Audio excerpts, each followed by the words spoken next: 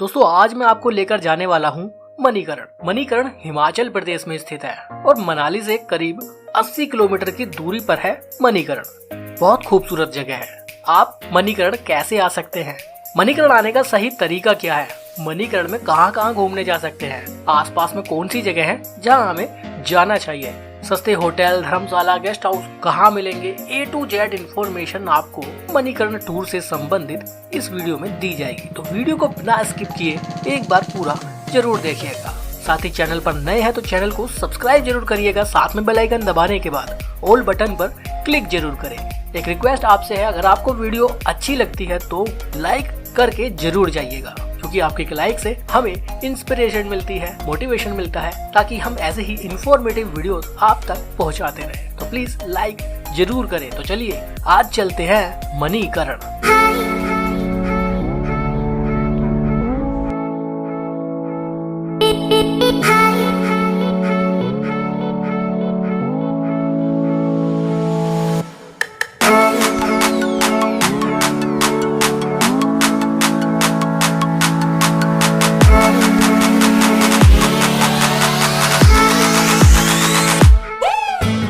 सबसे पहले डिसाइड कर लेते हैं कि हमें मणिकर्ण जाना कब है।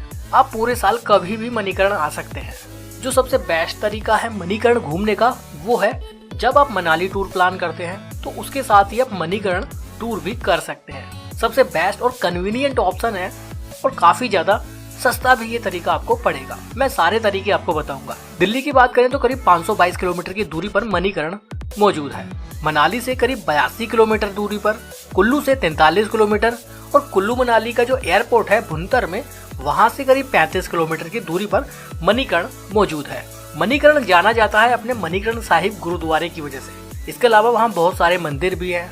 आप वहाँ से ट्रैकिंग के लिए निकल सकते हैं। खीरगंगा ट्रैक आप कर सकते हैं। तोस हिल स्टेशन घूमने के लिए आप जा सकते हैं। मणिकर्ण से 5 किलोमीटर ठीक पहले कसोल नाम का एक खूबसूरत हिल स्टेशन मौजूद है, वो भी आप कवर कर सकते हैं। सही तरीका क्या है सारी जगहों को घूमने का, इस वीडियो में मैं आपको बताऊंगा। सबसे पहले बात करते हैं कि मणिकर्ण पहुंचना कैसे है। अगर मनाली टूर के साथ ही आप मणिकर्ण टूर भी करते हैं तो मनाली से मणिकर्ण आपको बाय रोड ही जाना पड़ेगा।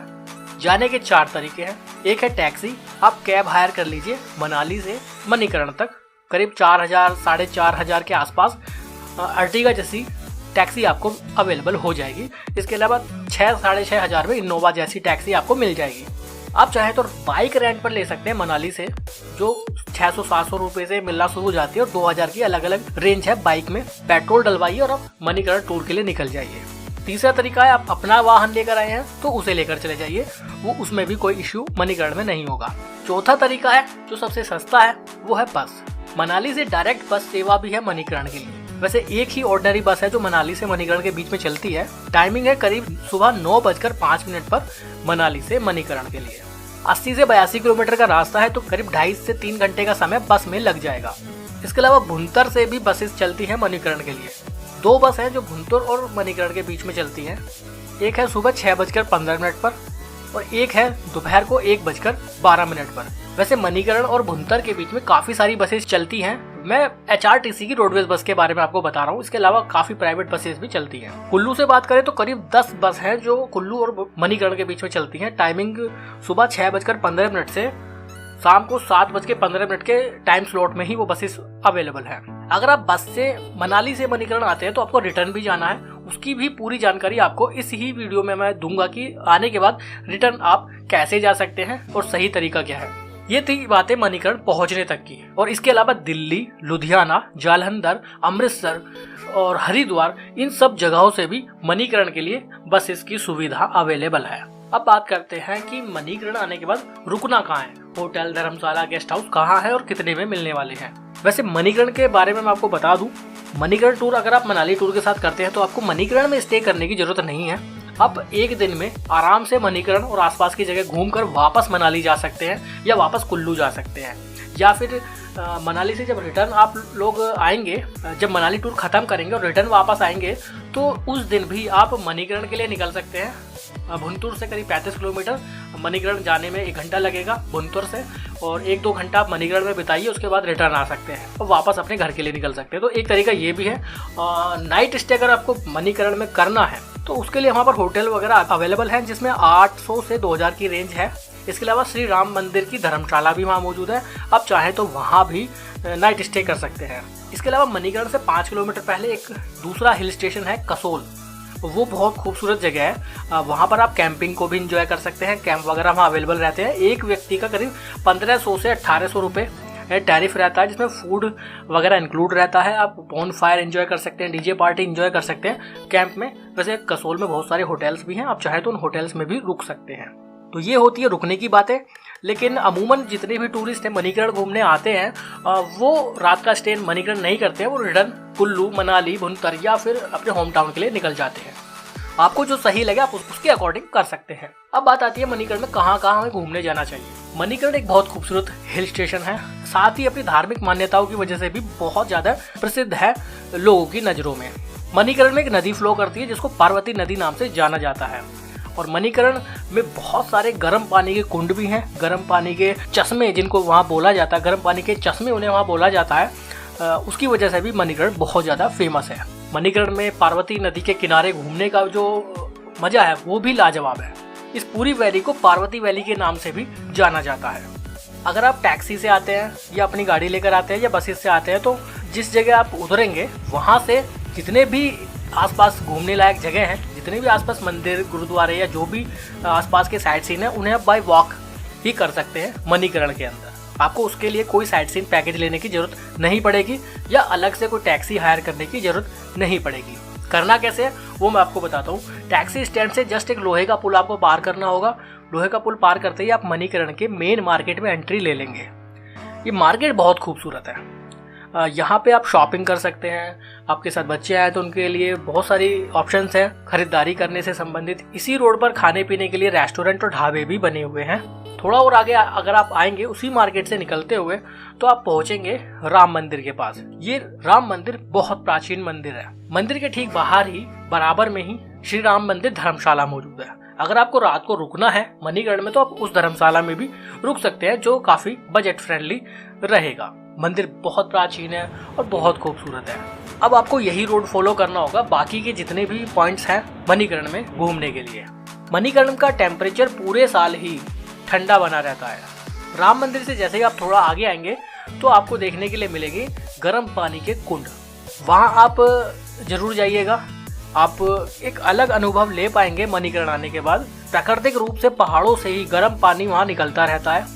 वहाँ स्नान करने के लिए भी अलग अलग कुंड बनाए गए हैं। महिलाओं के लिए सेपरेट कुंड है और पुरुषों के लिए सेपरेट कुंड बनाए गए हैं। खुलने का समय गर्मियों में सुबह 4 बजे से 9 बजे है और सर्दियों में सुबह 5 बजे से 8 बजे तक वो कुंड खुले रहते हैं। आप उन कुंड में स्नान कर सकते हैं। वैसे मान्यता ये है कि गर्म पानी के इस कुंड में नहाने के बाद ही आप मंदिर में दर्शन करने जाइए। मणिकरण के इस ठंडे वेदर में इस तरह से गर्म पानी के जो कुंड वहाँ बने हुए हैं, पहाड़ों से जो गर्म पानी निकलता है वो देखना ही अपने आप में बहुत लाजवाब है। जगह जगह पहाड़ों से, नदी के पास से धुआं उठता रहता है, जिसकी वजह से सीनिक व्यू जो वहाँ पर बनता है ना वो बहुत शानदार है। ये वाला एक्सपीरियंस आप जब मणिकरण पहुँचेंगे तो खुद अपनी आंखों से जब देखेंगे तो आप अनुभव कर पाएंगे कि वो जगह कितनी ज़्यादा शानदार है। गर्म पानी के कुंड से थोड़ा और आगे आएंगे तो आप पहुँचेंगे एक दूसरे मंदिर जिसे नैना देवी मंदिर नाम से जाना जाता है। इस मंदिर का आर्किटेक्ट बहुत खूबसूरत है और हिंदू धर्म में इस मंदिर की बहुत ठीक इसी रोड को फॉलो करते हुए अब आगे बढ़ेंगे तो आगे रोड थोड़ा नैरो हो जाएगा और मार्केट ऐसे ही चलता रहेगा। यानी जब से आप राम मंदिर पहुंचे हैं तो ठीक इसी रोड को आपको फॉलो करते रहना और अब सारे पॉइंट देखते हुए पूरे मणिकरण को घूम पाएंगे। थोड़ी दूर वॉक करने के बाद आप एक और दूसरे पॉइंट पर पहुंचेंगे जहां पर मौजूद है शिव मंदिर। ये शिव मंदिर भी बहुत शानदार है। मंदिर के बाहर ही जूता स्टैंड मौजूद है। इस मंदिर की खास बात ये है कि ये पार्वती नदी के जस्ट किनारे पर ही बना हुआ है और मंदिर के अंदर गर्म पानी के कुंड मौजूद है। आप अपनी आंखों से देख पाएंगे कि किस तरह से गर्म पानी उबल रहा है, जो पूरी तरह से नेचुरल है, प्राकृतिक है। उन गर्म पानी के कुंड की वजह से मंदिर का जितना भी फर्श है पूरी तरह से गर्म रहता है इतने ठंडे वेदर में भी। यानी नंगे पैर उस फर्श पर चलना मुश्किल भरा हो सकता है। इसीलिए वहाँ पर लकड़ी के तख्त लगाए गए हैं जिन पर आप चल के मंदिर तक पहुँच सकते हैं। यहाँ भी मंदिर का आर्किटेक्ट बहुत शानदार है, बहुत खूबसूरत ये मंदिर।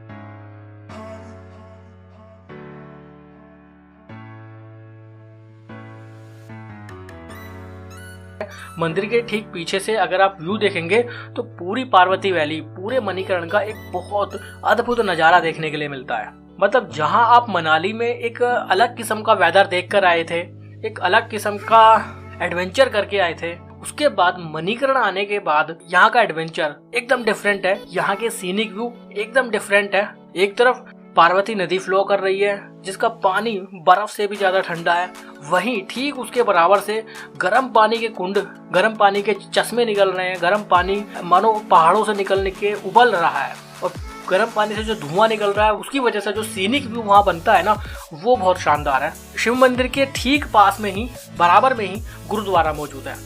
ये गुरुद्वारे का बैक साइड से गेट है, फ्रंट गेट दूसरी तरफ है, लेकिन आप बैक साइड से भी गुरुद्वारे में एंट्री ले सकते हैं। क्योंकि आप अगर फ्रंट गेट से आएंगे तो आपको काफ़ी ज़्यादा पैदल चलना पड़ेगा।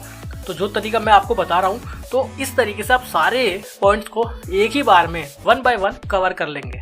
मणिकर्ण के गुरुद्वारे को मणिकर्ण साहिब गुरुद्वारे के नाम से जाना जाता है। तो सिख धर्म में इस गुरुद्वारे की बहुत मान्यता है। लोग दूर दूर से मणिकर्ण साहिब गुरुद्वारे में दर्शन करने आते हैं। मणिकर्ण साहिब गुरुद्वारा बहुत बड़ा है। गुरुद्वारे में एक लंगर पूरे साल ऐसे ही चलता रहता है। आप लंगर का प्रसाद ग्रहण कर सकते हैं जो बहुत स्वादिष्ट रहता है।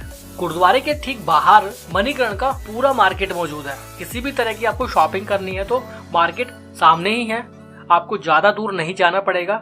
बाय वॉक ही आप मणिकर्ण के इन सभी पॉइंट्स को इजीली कवर कर सकते हैं। बहुत ज्यादा आपको पैदल नहीं चलना पड़ेगा। इसके अलावा मणिकर्ण के मार्केट के बारे में अगर मैं आपको बताऊं तो मार्केट राम मंदिर से गुरुद्वारे तक पूरा मार्केट है। सभी मंदिर, गुरुद्वारे और जो भी साइट सीन है वो कवर करते हुए आप मार्केट से ही निकलेंगे। साथ साथ आप मार्केट में शॉपिंग एक्सपीरियंस भी ले सकते हैं। इसके अलावा मणिकर्ण में आसपास जो घूमने की जगह है वो है, आप मणिकर्ण से तोस जा सकते हैं। दूरी करीब मणिकर्ण से 15 किलोमीटर है तोस तक की। वहाँ भी काफ़ी ज़्यादा टूरिस्ट जाते हैं। वो भी एक खूबसूरत हिल स्टेशन है। आप चाहें तो 15 किलोमीटर दूर तोस तक जा सकते हैं। दूसरी सबसे फेमस जगह है खीरगंगा।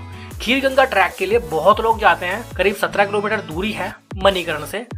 आप चाहें तो खीरगंगा ट्रैकिंग के लिए भी निकल सकते हैं और वो भी शानदार एक्सपीरियंस रहेगा आपके मणिकर्ण टूर का। मणिकर्ण में फूड की बात करें तो फूड के लिए छोटे बड़े ढाबे, रेस्टोरेंट सभी अवेलेबल है। मणिकर्ण में गाड़ी की पार्किंग का भी कोई इश्यू नहीं है, पार्किंग बनी हुई है। कुछ लोग तो ऐसे हैं जो 2-3 घंटे के लिए मणिकर्ण आते हैं और रोड साइड ही गाड़ी खड़ी करके चले जाते हैं, तो वो भी तरीका है। लेकिन प्रॉपर पार्किंग में गाड़ी खड़ी करिए, उसके बाद आप मणिकर्ण घूमने जाइए। अगर आपको सिर्फ मणिकर्ण कवर करना है 2 से 3 घंटे का समय आपको मुश्किल से लगेगा। हार्डली 4 घंटे आपको यहाँ पे स्पेंड करना होगा। पूरा मणिकर्ण एक्सप्लोर कर लेंगे, पूरा मणिकर्ण आसानी से घूम लेंगे। तो आपको नाइट स्टे भी मणिकर्ण में करने की जरूरत नहीं है। इसके अलावा अगर आप तोस या खीरगंगा जाते हैं तो आपको नाइट स्टे करना पड़ेगा। नाइट स्टे के लिए मैंने ऑप्शन आपको बता दिया। आप चाहे तो मणिकर्ण कर सकते हैं, आप चाहे तो तोस कर सकते हैं, आप चाहे तो कसोल अगर कर सकते हैं। लेकिन तोस, खीरगंगा या कसोल, इन सभी जगहों को अगर आपको कवर करना है तो आपको बस से नहीं बल्कि खुद के व्हीकल से ही आना पड़ेगा या फिर आपको टैक्सी लेकर आनी पड़ेगी। अब बात करते हैं कि मणिकर्ण से वापस कैसे जाएं। जो लोग बस से आए हैं उनको मैं बताना चाहूँगा कि मनाली के लिए डायरेक्ट बस आपको सुबह 7:20 पर मिल जाएगी। उसके अलावा सुबह 7:40 पर मिल जाएगी। उसके बाद एक 8:30 बजे है दिन में ही, और एक बस है दिन में सुबह 9 बजे। दोपहर में 12 बजे भी एक बस है, 2 बजे एक बस है और 2:45 पर दोपहर में भी बस अवेलेबल है मणिकर्ण से मनाली के लिए। और शाम को 3 बजे और एक शाम को 4:45 पर मणिकर्ण से मनाली के लिए डायरेक्ट बस चलती है। तो इसमें भी आपको कोई इशू नहीं होगा रिटर्न जाने के लिए।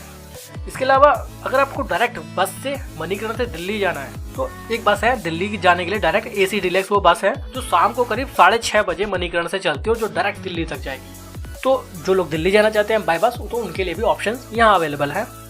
इसके अलावा भुंतुर के लिए सुबह 6:40 से शाम को 6 बजे तक काफ़ी सारी बसेस हैं और वैसे भी हर 15-20 मिनट पर लगातार भुंतुर के लिए बस चलती रहती है मणिकर्ण से। यहाँ से एक डायरेक्ट बस है हरिद्वार के लिए भी, जो दोपहर को 12:25 पर चलती है और जो मणिकर्ण से आपको हरिद्वार लेकर जाएगी। इसके अलावा मणिकर्ण से आप मैक्लोडगंज भी जा सकते हैं। बस है सुबह 8:15 पर। कुल्लू के लिए भी काफ़ी बस है, सुबह 6:20 पर, 8 बजे और 2:15 पर।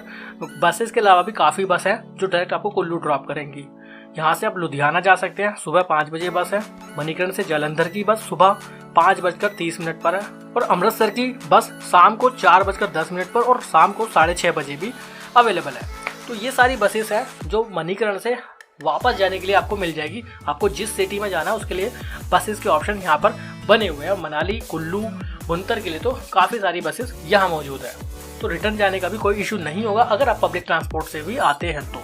ये सारी बातें हुई मणिकर्ण घूमने की, रुकने की, आसपास के साइट सीइंग की, आने जाने की, खाने पीने की। अब बात करते हैं टोटल बजट की। मणिकर्ण टूर आप बहुत कम खर्चे पर कर सकते हैं अगर आप मणिकर्ण टूर को मनाली टूर के साथ इंक्लूड कर देते हैं, तो बहुत कम बजट में आप कर पाएंगे। जैसा कि मैं आपको बता चुका हूँ कि मणिकर्ण में आपको नाइट स्टे करने की कोई खास जरूरत नहीं है अगर आप सिर्फ मणिकर्ण कवर करना चाहते हैं। बट अगर आप तोश, खीर गंगा या कसोल भी कवर करेंगे तो उसके लिए आपको एक रात तो रुकना ही पड़ेगा। अगर आप सिर्फ मणिकर्ण कवर करते हैं तो आपका आने जाने का खर्चा लगेगा जो मनाली से मणिकर्ण तक रहेगा। इसके अलावा एक दिन का फूड का खर्चा लगेगा। तो आप खुद अंदाजा लगा सकते हैं कि कितने कम बजट में आप मणिकर्ण को अपने मनाली टूर में इंक्लूड कर सकते हैं। जो लोग अपनी गाड़ी लेकर आते हैं तो वो मनाली से रिटर्न जाते वक्त मणिकर्ण को घूम सकते हैं। तो बहुत कम बजट में बहुत इजीली आप मणिकर्ण को भी साथ में इंक्लूड कर सकते हैं और कम बजट में आप मणिकर्ण को घूम पाएंगे। उम्मीद करता हूँ कि ये एपिसोड आपको बहुत अच्छा लगा होगा।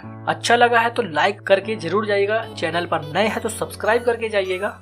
आगे भी ऐसी ही इंफॉर्मेटिव वीडियोस आप तक पहुंचाते रहेंगे। हमारी लाइव अपडेट देखते रहना चाहते हैं तो इंस्टाग्राम पर फॉलो जरूर करिएगा, और अब आप हमें फेसबुक पेज पर भी फॉलो कर सकते हैं। आज के लिए इतना ही, अभी के लिए बाय, बहुत बहुत धन्यवाद।